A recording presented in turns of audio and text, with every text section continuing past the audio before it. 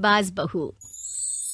बचपन का शौक समझ निक्की के घर वाले उसका एडमिशन फेंसिंग कोचिंग में करा तो देते हैं, पर कुछ सालों बाद वही शौक जब उसका जुनून और सपना बन जाता है तो सब उसके खिलाफ हो जाते हैं। और लड़की के हाथ में तलवार दो ना, अब मैडम तलवारबाज बनना चाहती है। बच्ची का शौक समझ दाखिला करवा दिया, क्या पता था ये सब देखना पड़ेगा। अरे बहुत हो गई तलवारबाजी, आज से तू सिर्फ रसोई और बेलन देखेगी। पर मम्मी पापा, फेंसिंग भी फुटबॉल और क्रिकेट की तरह एक स्पोर्ट है। थोड़ी और प्रैक्टिस के बाद मुझे स्टेट, फिर नेशनल और फिर इंटरनेशनल खेलने का मौका भी मिल सकता है। निक्की की बात से भड़के हुए घर वाले आगे कुछ सुने या समझे बिना उसके घर में रहने का ऐलान कर देते हैं, जिसके कुछ हफ्तों बाद निक्की की आयुष के साथ शादी हो जाती है। ससुराल पहुंचने के कुछ दिनों बाद बहुत हिम्मत के साथ निक्की फिर वही फरियाद लिए इस बार अपनी सास के पास जाती है। मम्मी जी, क्या मैं कोचिंग दोबारा शुरू कर सकती हूँ? कैसे कोचिंग? तेरे मम्मी पापा ने तो हमें किसी कोचिंग या पढ़ाई के बारे में नहीं बताया। वो पढ़ाई नहीं, फेंसिंग की कोचिंग है। अरे देख, अपने अंग्रेजी के बड़े बड़े शब्द ना मुझसे ना बोला कर, सीधे सीधे बता कि ये फेंसिंग है क्या। मम्मी पापा के साथ अपने एक्सपीरियंस के बाद निक्की कोई रिस्क ना लेते हुए सास से झूठ बोल मंजूरी ले लेती है और इसी के साथ निक्की के सपनों की दुनिया शुरू हो जाती है, जिसमें अब वो सुबह उठ जल्दी जल्दी घर का सारा काम खत्म करके ज्यादा से ज्यादा समय अपनी फेंसिंग प्रैक्टिस में बिताने लगती है। इसी तरह महीने बीत जाते हैं। वाओ, आई कांट बिलीव, जो सपना एक बार नामुमकिन लग रहा था, आज मैं उससे सिर्फ 2 हफ्ते दूर हूँ। निक्की, तुम बहुत अच्छा कर रही हो, बस अपने फॉर्म को खराब मत होने देना और नेशनल्स का मेडल तुम्हारे गले में आना पक्का है। इस बात को सुनकर निक्की नेशनल गेम की खुशी में झूमती हुई जैसे ही उस शाम घर पहुंचती है तो आयुष को पैर में प्लास्टर के साथ सोफे पर बैठा देख परेशान हो जाती है। ये क्या, कैसे हुआ? किसी ने मुझे फोन क्यों नहीं किया? ऑफिस से आते हुए रास्ते में किसी ने टक्कर मार दी, इसलिए बहू कल से इसके ठीक होने तक तो कोचिंग से छुट्टी ले ले, डॉक्टर ने पूरा बेड रेस्ट बोला है। पति की हालत और सास की बात से हैरान परेशान निक्की आगे कुछ बोले बिना अपने कमरे में चली जाती है। अब मैं क्या करूंगी?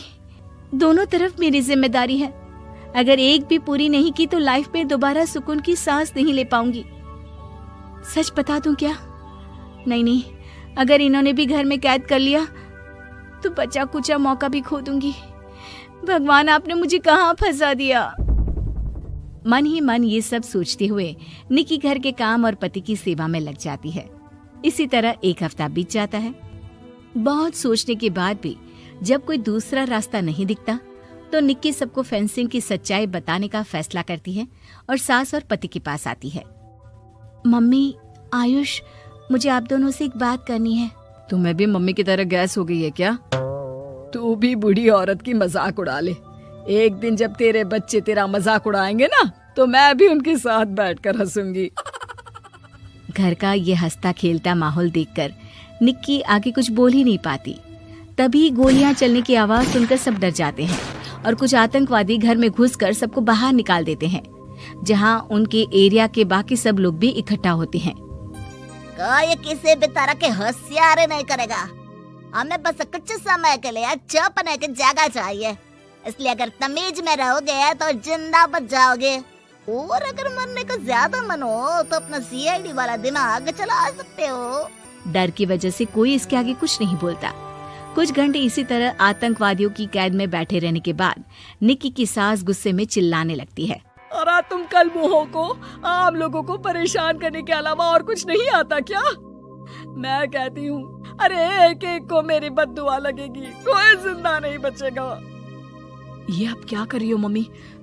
सॉरी, वो परेशान हो गई इसलिए कुछ भी बोल दिया। प्लीज इन्हें छोड़ दीजिए, आप कुछ नहीं बोलेंगी।